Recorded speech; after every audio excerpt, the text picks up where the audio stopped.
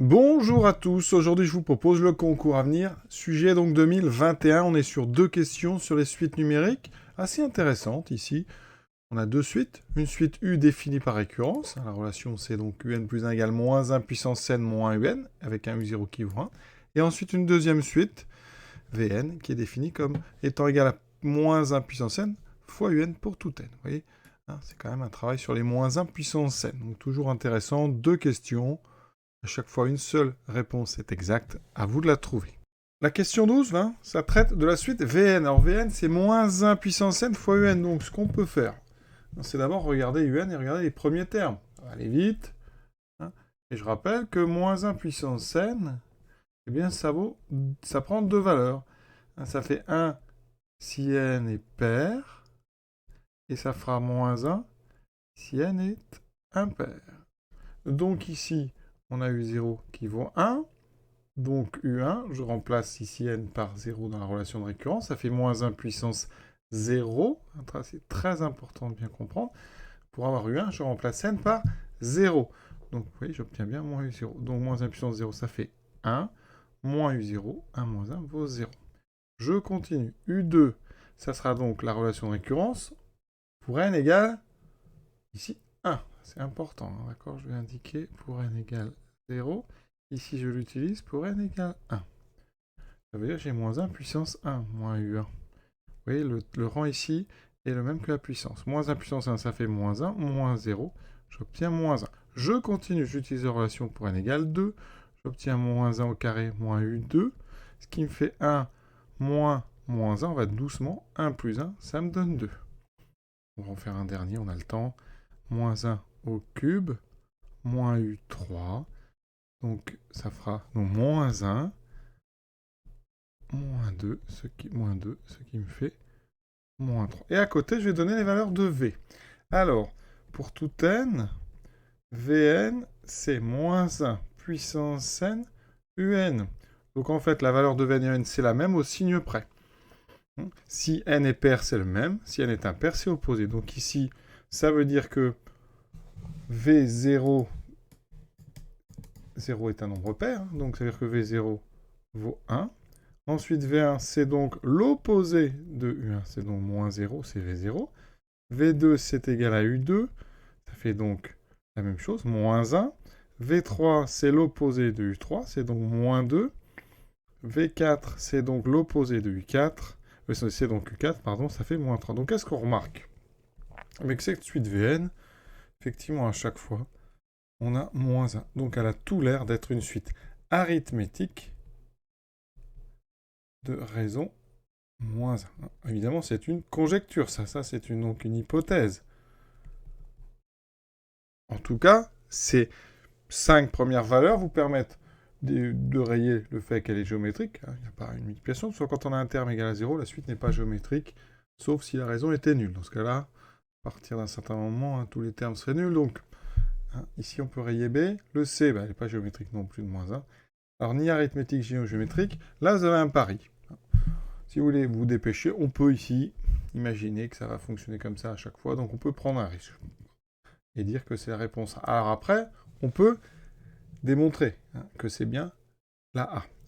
Alors, deuxième chose qui peut vous faire pencher sur le fait qu'elle est vraiment arithmétique, c'est la question 13. Dans la question 13, on vous propose une formule, un terme général avec une expression en fonction de n. Donc si on vous la propose, c'est que vous êtes capable de la trouver. Et donc, c'est que la suite UN, elle a une propriété qui vous permet d'avoir une formule, et donc arithmétique, ça nous arrangerait bien, parce que ni arithmétique ni géométrique, on pourrait rien faire avec. Alors la démonstration, donc on va prendre n quelconque, donc pour tout n appartenant à n, on va regarder Vn plus 1 moins Vn. Il faut montrer que c'est une constante. Alors Vn plus 1, c'est moins 1 puissance n plus 1 fois Un plus 1, moins, donc ici Vn qui est moins 1 puissance n Un.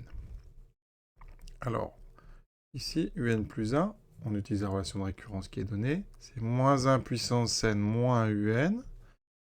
Ici, on a moins 1 puissance n. Alors là, on va commencer, c'est ça le travail qui est intéressant dans ce sujet. Quand on multiplie moins 1 puissance n par moins 1, ça veut dire que c'est moins 1 fois moins 1 puissance n. C'est donc moins 1 à la puissance n plus 1. D'accord? Moins 1 à la puissance n plus 1. Donc je vais le mettre parce que ça peut être intéressant, puisqu'on a déjà un moins 1 puissance n plus 1. Donc ici, j'ai un plus. Voilà. Je développe. Moins 1 puissance n plus 1 fois moins 1 puissance n, moins 1 puissance n plus 1 fois un, plus moins 1 puissance n plus 1 un. Alors là, vous avez une première multiplication qui, elle aussi, est très intéressante. Moins 1 puissance n plus 1 fois moins 1 puissance n. Par le jeu des exposants, ça fait moins 1 puissance n plus 1 plus n. Donc moins 1 puissance 2n plus 1. Alors ça fait combien ça? Il y a quand même un petit peu de travail là. Hein. On peut séparer moins 1 puissance 2n fois moins 1. Moins 1 puissance 2n, c'est une puissance paire, donc moins 1 puissance 2n, ça fait 1. Et il nous reste 1 fois moins 1, donc moins 1. Ça veut dire qu'ici, vous avez moins 1. Vous remarquez qu'ici, les deux termes s'annulent. Il me reste effectivement moins 1.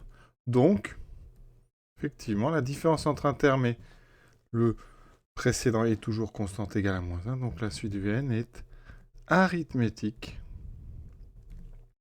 de raison moins 1. Avant de faire la suite des petites variantes, vous auriez pu aussi moins 1 puissance n plus 1 le décomposer en moins 1 puissance n fois moins 1. D'accord? Et comme vous multipliez par moins 1 puissance n, vous avez ici un moins 1 puissance n au carré. D'accord? Et moins 1 puissance n au carré, ben ça fait forcément 1, donc il vous rester moins 1. C'est une autre façon de voir les choses. Donc on vient de démontrer effectivement que la réponse A, c'était la bonne. Maintenant, on va passer à la question suivante. Cette question 13, on nous propose donc une formule de un en fonction de n. Alors il y a deux façons de faire. Soit vous utilisez la question 12 et la suite arithmétique. Hein. Donc on vous a dit quoi? Hein, la suite Vn est arithmétique de raison moins 1 avec V0 égale à 1. Eh bien ça veut dire que donc, quel que soit n appartenant à n, vous avez une expression Vn. Ça sera donc V0 plus n fois la raison. C'est le cours, ce qui fait 1 moins n. Donc, dans l'expression ici de Vn égale moins 1 puissance n fois un, on va pouvoir trouver un. Or, donc Vn, c'est toujours égal à moins 1 puissance n, donc un. Donc si j'inverse cette relation, eh bien ça équivaut à dire que un est égal à Vn divisé par moins 1 puissance n. Alors là, il y a une petite astuce, parce que, et ça encore une fois, c'est un exercice sur les moins 1 puissance n, hein. Si vous faites 1 sur moins 1 puissance n, eh bien c'est exactement égal à moins 1 puissance n. Moins 1 puissance n et son propre inverse, effectivement. Si moins 1 puissance n vaut 1, ben on a 1 sur 1, c'est bien moins 1 puissance n. Si moins 1 puissance n vaut moins 1, on a bien 1 sur moins 1 qui vaut moins 1. Donc ça, ici, c'est vrai, quel que soit n, donc entier naturel. Et voilà pourquoi ce moins 1 puissance n, eh bien il peut aller en dessus. Et donc vous aurez moins 1 puissance n multiplié par l'expression que vous avez trouvée de Vn, qui fait moins 1 puissance n moins moins 1 puissance n fois n. Et vous voyez que c'est exactement la proposition C. Hein. Ça n'est pas A, parce qu'on a un n ici tout seul. Ça n'est pas B, parce qu'on a du n partout ici.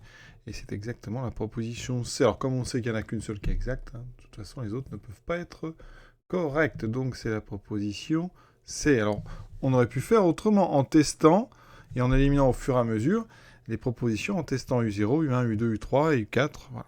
Regardez bien en essayant pour n égale 0. Eh bien, vous voyez bien que le A, eh bien, il faut, parce que le A nous donnerait 0, alors que U0 vaut 1. Donc déjà, rien qu'avec n égale 0, vous enlevez le A. Vous enlevez même le B, oui. Ensuite, le C et D pour n égale 0, eh bien, les deux vont marcher, ça fera bien 1, et ici, ça fera. Donc on essaie avec n égale 1. C'est tout, hein. Vous allez éliminer comme ça assez vite toutes les hypothèses. Alors pour n égale 1, on n'élimine ni le C ni le D. Les deux vont donner ce qu'il faut. Vous voyez, ça fera moins 1. Ici, plus 1, ça fera 0. Et là, ça fera 0. Donc, on essaye pour n égale 2. Donc, le C va marcher. Hein, ça fera 1 ici. Donc, moins 2, ça fera bien moins 1. Par contre, le D ne va pas marcher parce qu'en prenant n égale 2, ça fait un moins 3, ça fait moins 2. Donc, vous pouvez, grâce à ça, éliminer la proposition D. Vous voyez, sans faire de raisonnement, en testant. Et on a réussi à trouver la bonne réponse. Ça, c'est des stratégies qu'il faut ne pas hésiter à utiliser. Voilà, cet exercice, en tout cas ces deux questions, sont terminées. J'espère avoir été complet. À très bientôt.